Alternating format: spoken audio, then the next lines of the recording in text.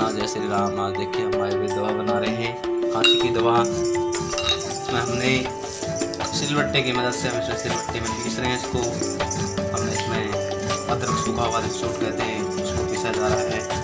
और काली मिर्च, छोटी इलायची, बड़ी इलायची, हींग, जीरा, काला नमक की मदद से हम इसको आज इसमें पीस के, उसके बाद गुड़ में मेल्ट करेंगे, कढ़ाई में